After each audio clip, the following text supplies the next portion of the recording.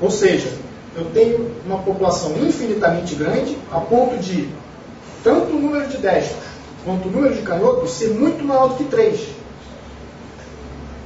Então, mesmo que eu pegue aqui os 3 indivíduos canhotos, a probabilidade de um primeiro ter sido canhoto dentre essas pessoas todas é praticamente igual à probabilidade do terceiro também ter sido canhoto, porque tem muito canhoto lá dentro.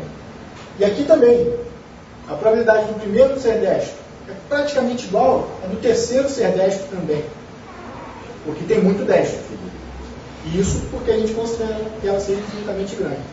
Então, em termos práticos, o que é ser infinitamente grande é quando tanto o número de indivíduos total com aquela característica e também o número de indivíduos sem aquela característica são muito maiores do que o n, no nosso exemplo 3 por aqui.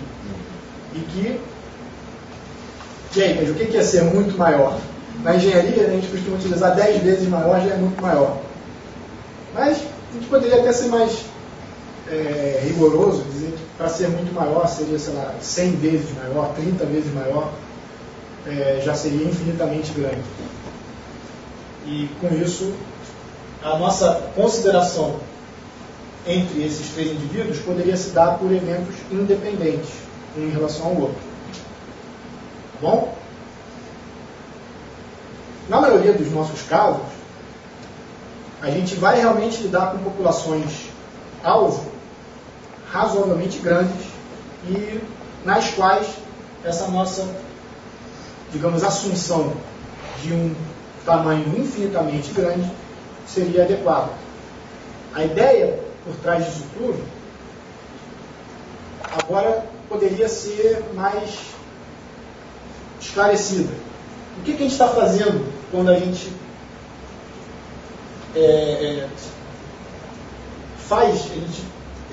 efetiva esse enunciado? O que a gente está fazendo quando esse enunciado aqui está sendo executado? Eu estou fazendo uma amostra.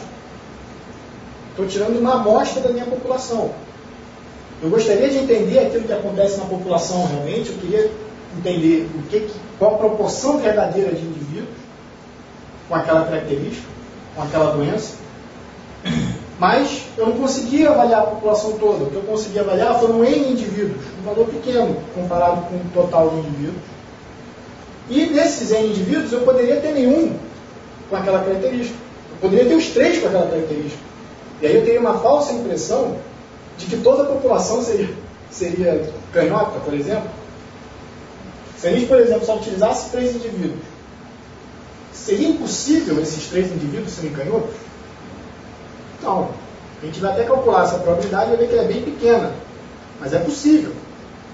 E se por um acaso a gente desse, digamos, o azar de pegar uma amostra de 3 indivíduos, todos canhotos, a gente poderia, se não considerasse essa distribuição de probabilidade, acabar tendo a falsa impressão de que todo mundo é canhoto. Está entendendo a ideia? Então, essa distribuição, embora seja ainda um pouquinho mais complicadinha do que a anterior, é muito importante para a gente, porque está diretamente relacionada à questão da amostragem. Tá?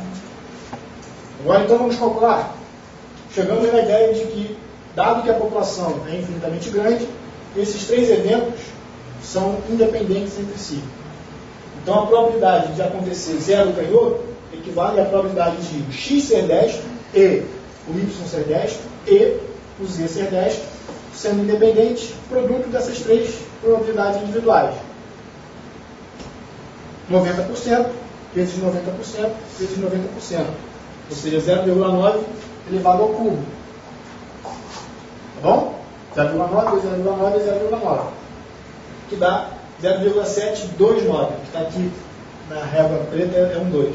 0,729. Por outro lado, para que eu tenha um canhoto nesses 3 indivíduos, vamos considerar só o primeiro.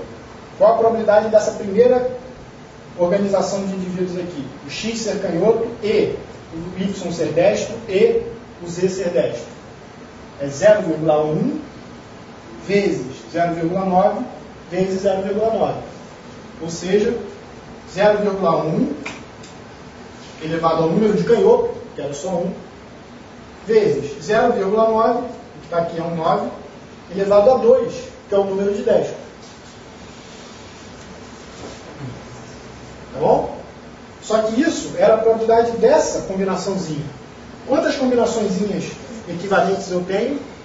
3. Então eu multiplico tudo isso aqui por 3. Porque é isso, ou isso, ou isso. Como essas três coisas são excludentes entre si, a probabilidade do ou é a soma dessas três probabilidades. Somar três coisas iguais, simplesmente é pegar essa coisa e multiplicar por 3. Então vai ser 3 vezes isso, que dá 0,243. Então a gente vê, olha só voltando um pouquinho. A probabilidade dos 3 serem désticos é razoavelmente grande, já que a maioria da população é de désticos.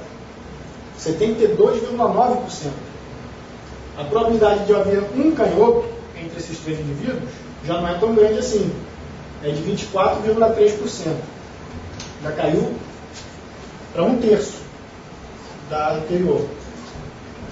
Agora vamos ver o outro caso, haver 2 canhotos, ou seja, na população, a maioria de destros. Qual a probabilidade de haver a maioria de canhotos na minha amostra? Deve ser pequena. Vamos calcular quanto vai dar? Nesse caso, 0,9 vezes 0,1 vezes 0,1. Só que acontece 3 vezes, então é 3 vezes a probabilidade do canhoto elevado ao número de canhotos vezes a probabilidade dos destros elevado a 1, que é o número de destros. Tá bom? Isso tudo multiplicado pelo número de combinaçõezinhas, que deu 0,027, ou seja, algo pequeno, 2,7% apenas de probabilidade. Por fim, os 3 serem canhotos, não apenas a maioria, mas a totalidade dos indivíduos serem canhotos numa amostra de 3 pessoas deve ser pequena. Se a maioria da população é de 10, vai ser 0,1 ao cubo. Probabilidade dos canhotos elevada ao número de canhotos. 1 milésimo, 0,001. De novo, para a gente ver se não errou em conta, somando isso tudo tem que dar 100%. Então, somando isso daqui primeiro, fica redondo. 0,243 mais 0,027 dá 0,27. 0,270. Mais isso, 0,999. Mais 1 milésimo, 1. Fechou a conta. Então, a princípio, a gente não errou em conta nem em conceito. Levando essa ideia do que a gente viu aqui, a gente chegaria nessa fórmula. Não se assustem muito com essa formuleta, mas é o que a gente acabou de ver. Em cada uma dessas linhas, o que a gente tinha? Uma constante, que nesses 2 casos intermediários valeu 3, nesses 2 casos extremos valeu 1. E o que acontecia depois da constante seria probabilidade de destros elevado ao número de destros, vezes a probabilidade de canhotos elevado ao número de canhotos. Como aqui não haveria nenhum canhoto, seria 0,1 a 0 elevado a 0, que dá 1. Qualquer número elevado a 0, com exceção do 0, é 1. Dá 1. Aqui, eu tenho uma constante de 3, que multiplica a probabilidade de canhoto elevado ao número de canhotos, que é 1, vezes a probabilidade de destros elevado ao número de destros, no nosso caso 2. Então, a gente tem sempre essa forma, esse formato formular. Uma constante, que eu vou dizer o que significa, vezes a probabilidade de canhotos elevado ao número de canhotos, K, vezes a probabilidade dos destros, que é 1 menos P, elevado ao número de destros, que é N menos K. Se eu tenho K canhotos em N pessoas, N menos K pessoas não são canhotas. Sim? E o que é esse camaradinha? É o número de vezes que a gente repete, ou de combinações que a gente tem em cada linha dessa. Que significa número de combinações de N, K a K. Ou que tem a ver com triângulo de Pascal também. A gente poderia ver na linha correspondente ao N igual a 3 do triângulo de Pascal, seria a 4ª linha. Isso daria 4 números. 1, 3, 3, 1. que são exatamente esses números aqui, 1, 3, 3, 1. Ou binômio de Newton, x mais y elevado ao cubo, também tem exatamente essa mesma característica. Dá 1 vezes x ao cubo, mais 3 vezes x ao quadrado vezes y, mais 3 vezes x vezes y ao quadrado, mais 1 vez y ao cubo. De novo, 1, 3, 3, 1. Ou seja, triângulo de Pascal, binômio de Newton, distribuição binomial, daí o nome binomial, estão relacionados entre si. A única diferença é que, ou melhor, a particularidade é que na distribuição binomial, o x seria o p e o y seria 1 menos p.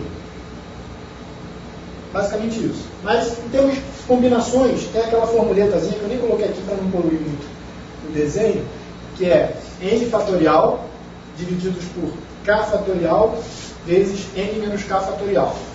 Não precisa se preocupar muito com isso, porque a gente não vai calcular essas coisas. O computador calcula para a gente. Mas, conceitualmente falando, está relacionado àquele tal triângulo de Pascal ou aquele binômio de Newton. Tá bom? Agora, vamos entrar na curva, no desenho. A gente vê exatamente esses 4 valores, 0,729 aqui na probabilidade de 0 canhoto, 0,243 na probabilidade de 1 canhoto, 0,027 na probabilidade de 2 canhotos, e 0,001 encostadinho aqui no zero, mas tem a bolotinha para dizer que existe alguma coisa, para a probabilidade de 3 canhotos em 3 pessoas. Nós vemos um gráfico altamente assimétrico, com um pico bem para a esquerda. Tá bom? E é um gráfico limitado, tanto para a esquerda quanto para a direita. Tal como os outros que a gente viu também, eram limitados, tanto para um lado quanto para o outro.